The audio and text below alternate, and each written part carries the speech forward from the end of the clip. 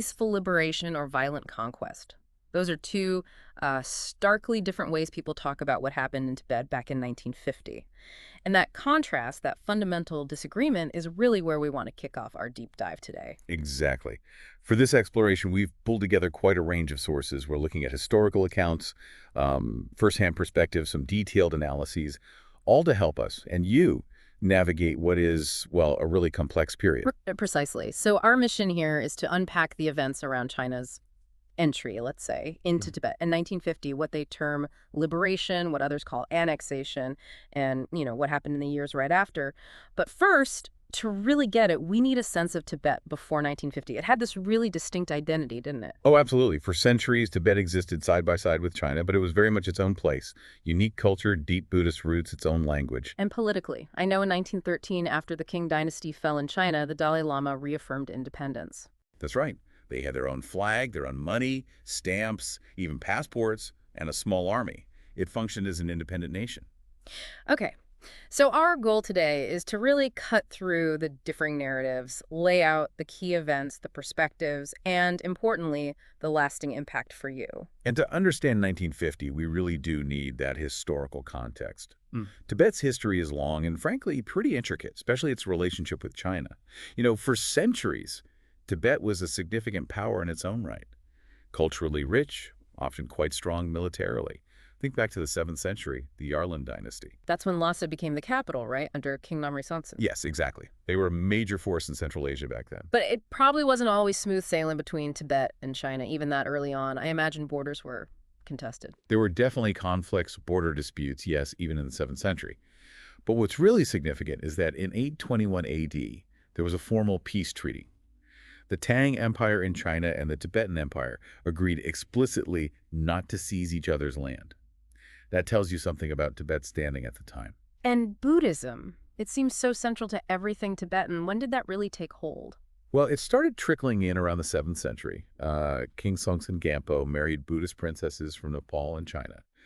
But it truly solidified under King Trisong Detsen in the 8th century. He was key. He invited Indian scholars, pushed for translating texts, built monasteries. So it really became woven into the fabric of Tibetan identity. Deeply. It shaped their culture, their politics, their whole worldview. Okay, let's jump forward a bit. The Mongols. They were a huge force across Asia. How did they interact with Tibet? Right, so the Mongols conquered Tibet around 1240. But what's interesting is they seem to have respected Tibet's religious autonomy to a large degree. Part of this was apparently due to Godin Khan, Genghis Khan's grandson, taking a real interest in Tibetan Buddhism. He actually met with a major figure, Sakya Pandita, in 1247. So Mongol rule didn't mean Tibet becoming part of China? No, not at all. They remained distinct territories under the broader Mongol Empire. It shows how control could work differently back then, sometimes valuing, local religious structures. Okay, then fast forward again to the Qing dynasty starting in the 1700s. That sounds like a big shift. It was a major turning point. Around 1720, the king intervened militarily, kicking out the Mongols who were then influencing Tibet. But in doing so, the king annexed eastern Tibetan provinces, Kham and Amdo, incorporating them into China under the name Qinghai. And the rest of Tibet. The rest of Tibet became, well, a sort of subordinate state. King influence definitely increased over time. Then the British arrive on the scene in the early 20th century, the Great Game period. That's right. You had the Young Husband Expedition in 1903-1904, which actually captured Lhasa. This led to the Lhasa Convention in 1904, setting up trade and diplomatic ties. But crucially, Britain only recognized Tibet as autonomous under Chinese suzerainty, not fully independent. Suzerainty? That's a tricky concept. It is. And then the Sino-British Treaty of 1906 complicated it further. Britain agreed not to interfere in Tibetan administration, and China paid Britain compensation. It effectively strengthened China's claim, at least in British eyes. So when the Qing dynasty finally collapsed in 1912, Tibet saw an opportunity. Yes, exactly. The Xinhai Revolution in China led to Chinese troops being expelled from Lhasa. The 13th Dalai Lama then formally declared Tibet an independent nation again. But recognition was still an issue. It was. China, under the new republic, didn't recognize it. And Britain was still hesitant, partly worried about Russian influence creeping in if China's claim was totally dismissed. Which brings us to the Shimla Agreement in 1914, another attempt to sort this out. Right. Britain tried to mediate between Tibet and China. Britain and Tibet signed an agreement recognizing Tibetan autonomy, but crucially, China refused to sign. So China's refusal basically left Tibet in limbo. Pretty much. De Okay. facto independent, certainly free from direct foreign influence between 1912 and 1950, but without formal international recognition of that independence, especially from its powerful neighbor. It set a precarious stage. Okay, that's a really helpful backdrop. A distinct nation with a long history, a period of actual independence, but sort of legally ambiguous internationally. Then, boom, 1949, communist victory in China. A fundamental shift. Mao Zedong and the New People's Republic of China had a very clear goal to bring Tibet into the fold, viewing it as historically and rightfully part of China. The term they used was liberate. And the power imbalance militarily must have been just immense by then. Oh, completely lopsided. Mhm. The People's Liberation Army, the PLA, was huge, maybe 5 million strong, battle-hardened from the Civil War, equipped with Soviet weapons. Compared to Tibet. A small, poorly equipped army. There had been internal resistance to modernizing it, and diplomatically, Tibet was quite isolated. Did Tibet try to rally support internationally as the threat grew? They did, yes. Yeah. In late 1949, they sent appeals to the UK, to the US. They even sent a formal warning to Mao, stating their intent to defend their independence. But very little concrete support came. You have to remember, the Cold War was heating up, geopolitical priorities were shifting, India's position was also becoming complex. Were there any direct talks before the military action? I read something about negotiations in New Delhi in 1950. Yes, that's right. A Tibetan delegation met with the new Chinese ambassador in Delhi. China laid out 3 main demands.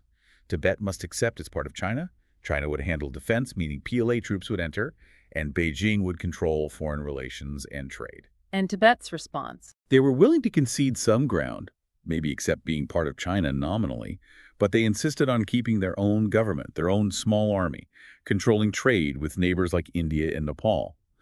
But the government back in Lhasa kind of stalled, still hoping against hope for some international intervention. Which never really came, and then the invasion started, October 1950. Correct, October 7th, 1950. The PLA crossed the Jinsha River, the upper Yangtze, in multiple places. Their main target was the Tibetan forces concentrated around Chamdo in the east. The PLA advance was swift and effective. They attacked across several sectors, Dengo, Gamtodruga, Juma, down south near Markham. Tibetan communications were apparently chaotic. The commander in Chamdo, Ngapun Gamwang Jigme, was encircled and eventually surrendered. Yet, even as this military offensive was happening, China's public message was peaceful liberation. Yes, that was the narrative. They notably didn't march immediately on Lhasa after taking Chamdo. They framed it as liberating Tibetans from imperialist influence and feudal serfdom, and they pushed for a negotiated settlement, but now from a position of overwhelming strength. So did negotiations restart then under duress, basically? They did. Lhasa told the delegation, which had by then moved from Delhi towards the border, to re-engage. Initially, the Tibetans seemed willing to accept the first point that Tibet was part of China, but with really strong conditions. The Dalai Lama's status and authority had to be guaranteed, internal governance had to remain autonomous, they wanted control over their trade, and critically, no PLA troops in Lhasa, just their own. But something changed that stance dramatically. You mentioned a divination. Yes, this is a fascinating and pivotal moment. A traditional divination ceremony was held in Lhasa to guide the decision. The outcome was interpreted as highly negative, that accepting China's core demands, especially regarding troops and foreign affairs, would bring disaster. So the instruction went out, do not agree to those terms. Wow. And around the same time, the Dalai Lama formally took power. Exactly. November 17th, 1950. Given the crisis, full temporal power was transferred to the 14th Dalai Lama, even though he was only 15 at the time. And Tibet made one last push for international help, appealing to the UN. How did that go? A formal appeal was sent on November 7th, transmitted via Kalimpong in India, and received by the UN Secretary-General about a week later. But it hit procedural hurdles. Tibet wasn't a UN member. The appeal came via India, not directly from Lhasa. It just never got onto the Security Council agenda. Did any countries try to champion it? El Salvador actually requested it be put before the General Assembly, but it failed to get enough support in committee. Key players like Britain, the US, and critically India weren't prepared to push it. India's role seems crucial there. They shifted. It appears so. Initially, India seemed more sympathetic to Tibet's plight, but China apparently offered assurances, possibly about respecting autonomy and maybe some trade advantages, which influenced India's position towards recommending negotiation rather than confrontation. So, with international doors closing, were people in Lhasa preparing for the inevitable? It seems so. Sources suggest that even then, secret plans were being made for the Dalai Lama's potential escape, just in case. Which brings us to the final stage of this phase. The negotiations in Beijing in early 1951. It sounds like the Tibetan delegation had no cards left to play. Pretty much zero leverage. The delegation, which now included Ngapo, who had surrendered at Chamdo, traveled to Beijing. After about a month of talks, they were pressured into signing what became known as the 17-point Agreement for the Peaceful Liberation of Tibet. And the terms, what did it actually say? Essentially, it formalized Tibet's return to the motherland China. It did include clauses promising regional autonomy, protection for the existing political system, respect for the Dalai Lama's status, and religious freedom. These are the promises, anyway. Promises made under duress, though. So the agreement is signed. What happens on the ground in the immediate aftermath? Did China stick to those initial promises of autonomy? Well, for a short period, yes, to some extent. Outside the eastern areas like Chamdo, which were directly under PLA control, the existing Tibetan government in Lhasa continued to function with a degree of autonomy. China seemed initially careful not to disrupt the social and political structures too drastically. But you said initially, that suggests things changed. Was there always an underlying tension, maybe different ideas of what autonomy meant? Absolutely. There were always different interpretations. And the presence of the PLA, even if initially restrained in central Tibet, was a constant reminder of where ultimate power lay. The real breaking point, though, came a few years later. With the land reforms in 1956, that seems to be where things really escalated. Exactly. When the PRC started implementing socialist land reforms in the eastern Tibetan areas, particularly Kham areas with a long history of resisting outside control, it caused massive unrest. This wasn't just protests, it erupted into armed conflict. Tibetan militias, often called Khampa fighters, clashed seriously with the PLA. This fundamentally changed the dynamic, shattering that fragile coexistence outlined in the 17-point agreement. And this escalating conflict is the backdrop to the Dalai Lama's flight to India in 1959, right? That must have been an incredibly tense and dangerous moment. Extremely. The trigger was an invitation for the Dalai Lama to attend a theatrical performance at the local Chinese military headquarters. But the request came with a condition. He had to come without his traditional bodyguards. Which understandably sparked fears. Huge fears. Rumors spread like wildfire in Lhasa. There was a plot to kidnap or even assassinate him. This led to a massive popular uprising in Lhasa on March 10, 1959, surrounding the Potala Palace to protect him. The situation deteriorated rapidly. The PLA surrounded Lhasa. After consulting the state oracle, and amidst reports of shelling near the palace, the Dalai Lama made the decision to escape. When did he actually leave? Under the cover of darkness on March 17, 1959, he, his family, and key officials slipped out of Lhasa and began a perilous journey across the Himalayas. They eventually reached safety in India on March 31st. India granted him asylum, and Dharamshala became the base for the Tibetan government in exile. A truly pivotal moment. What was the immediate consequence inside Tibet after he left? China's response was swift and decisive. On March 28th, even before the Dalai Lama reached India, Beijing formally dissolved the existing Tibetan government. They then began imposing direct rule and accelerating the implementation of their one nation, one culture policy, actively working to suppress distinct Tibetan identity, language, and traditions. And wasn't there some covert involvement from outside powers around this time, the CIA? Yes, that's another layer. In the early years of the resistance, particularly following the 1959 uprising, the CIA did provide support training, weapons, funding to some Tibetan guerrilla fighters, especially the Khampas operating out of Nepal. Did that make a significant difference long term? It sustained some level of resistance for a while, but ultimately it didn't change the strategic outcome. That support was eventually scaled back and then cut off, particularly as U.S.-China relations began to thaw in the 1970s. The period that followed, especially during China's Cultural Revolution, sounds devastating for Tibetan culture. You mentioned monastery destruction earlier. It was catastrophic. Sources estimate over 6,000 monasteries, temples, and important cultural sites were destroyed or severely damaged, particularly between 1966 and 1976 during the Cultural Revolution. Why target the monasteries so intensely? What was the goal? These weren't just religious sites. They were the centers of Tibetan learning, art, philosophy, and community life for centuries. Destroying them was a direct assault on the heart of Tibetan identity and its historical memory. It was about breaking the connection to the past and imposing a new, secular communist order defined by Beijing. And beyond the cultural destruction, the human cost was immense too, wasn't it? Mass killings, starvation. Yes, the estimates are horrifying. Some sources suggest up to 1 million Tibetans may have died due to direct killings, political persecution, imprisonment, and starvation during the periods of intense collectivization and the Cultural Revolution. Famines, particularly following the Great Leap Forward policies, are estimated to have caused around 300,000 deaths in Tibet alone. And reports of resource exploitation, too. Forests, waste dumping. Sadly, yes.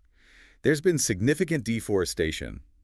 Maybe 80% of Tibet's old-growth forests gone, according to some reports, with major environmental impacts. And credible allegations persist about China using the remote Tibetan plateau for disposing of nuclear and other toxic waste. So bringing us towards the present day, what's the situation like now? Is Tibet still considered underdeveloped? Yes, despite significant investment by Beijing in infrastructure, Tibet, or the Tibet Autonomous Region as China defines it, remains one of the poorest and least developed areas within China. Resistance continues in various forms, often focused on cultural preservation and human rights, but organized armed resistance effectively ended decades ago. The security presence is intense. And the question of the next Dalai Lama looms large, doesn't it? Hugely contentious. The current Dalai Lama is in his late 80s. China insists it has the right to approve or even select a successor, while the Dalai Lama himself has suggested various possibilities, including that his reincarnation might be found outside Tibet, or even that the institution might end with him, perhaps replaced by democratic leadership for the exiled community. It's a major point of future uncertainty and potential conflict. And China maintains this is all an internal matter. Absolutely. That's their consistent position, just as they frame issues in Xinjiang with the Uyghur Muslims or in Hong Kong or their claims over Taiwan. They reject any foreign interference. Meanwhile, you have this large Tibetan refugee community, over 150,000, mostly in India, but also Nepal and elsewhere, trying to preserve their culture and advocate for their cause, generally with the support of successive Indian governments. So wrapping up this deep dive, it's just incredibly clear how complex this history is. Tibet's long relationship with China, those pivotal years, 1950-51, driven by such powerful forces, nationalism, geopolitics. Absolutely. And we see those initial promises, particularly in the 17-point agreement, promises of autonomy and respect, how they ultimately weren't fulfilled from the Tibetan perspective. This led to these really profound, long-lasting consequences for Tibetan culture, identity, and self-governance. And you just can't escape those fundamentally opposing narratives, liberation versus occupation. They reflect such different understandings of history, sovereignty, and legitimacy. It really does highlight the immense human cost when these huge historical forces collide. And you see the ongoing struggle today, trying to keep a unique culture alive against very strong political pressures. Understanding this history isn't just academic, is it? It feels crucial for understanding the dynamics in that region and really global politics today. Definitely. And maybe a final thought for you, the listener, to consider is this. How do we, or how do different nations interpret this idea of national sovereignty?